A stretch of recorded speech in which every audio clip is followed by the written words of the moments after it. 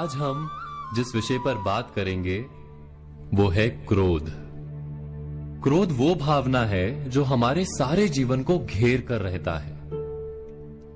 क्रोध को ना उम्र की मर्यादा है, ना ही ज्ञान की। कब, कहां और किस कारण से क्रोध पैदा हो जाए वो कोई नहीं जानता। और जब क्रोध जन्म लेता है तो तुरंत ही विचार करने की शक्ति खो जाती है। बुद्धि पर अंधकार छा जाता है।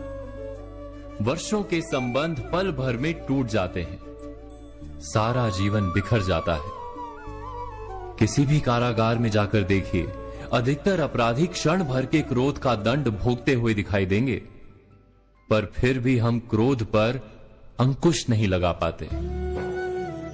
बार बार हम क्रोध ना करने का प्रण तो लेते हैं, पर बार बार हमसे क्रोध हो जाता है।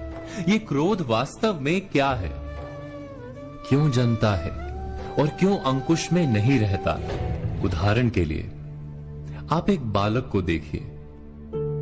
उसे किसी वस्तु की इच्छा होती है और उस समय अगर उसे वो नहीं मिलती या कोई उसे भयभीत करता है तो वो प्रतिक्रिया देता है। बालक की प्रतिक्रिया क्रोध है, क्योंकि बालक निर्बल है, निसहाय है। बालक अपनों से बड़ों को अपने वजूद का एहसास, अपने अस्तित्व की प्रतीति करवाने का प्रयास करता है क्रोध के माध्यम से। बड़े होने पर भी हम क्या ऐसा ही नहीं करते? क्या क्रोध हमारे भीतर बैठे बालक का प्रतिभाव नहीं? अर्थात क्या क्रोध वास्तव में केवल बालक जैसे व्यवहार का नाम नहीं?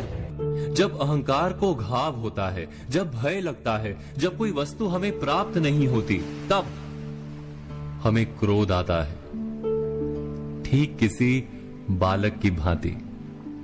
हम जानते हैं कि आईने के सामने खड़े होकर मुंह बनाने का खेल बालकों को शोभा देता है, बड़ों को शोभा नहीं देता। फिर भी हम बालक की भांति क्रोध करना बंद नहीं करते। हम अनुभव से जानते हैं, दूसरों को देखकर बता सकते हैं कि क्रोध से कभी कुछ प्राप्त नहीं होता। सम्मान हो, संपत्ति हो, प्रेम हो या सुरक्षा हो, क्रोध से नहीं मिलता।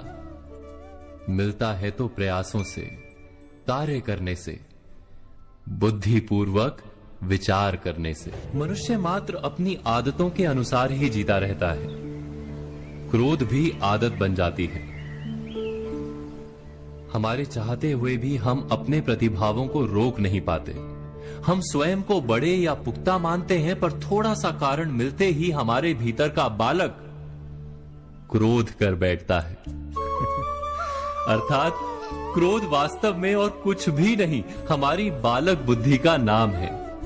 जैसे ही हम इतना स्मरण में रखें कि हम बालक नहीं, बालक जैसा व्यवहार हमें शोभा नहीं देता, वैसे ही क्रोध स्वयं ही बंद हो जाता है। क्या ये सत्य नहीं? इस पर विचार मनन अवश्य कीजिएगा।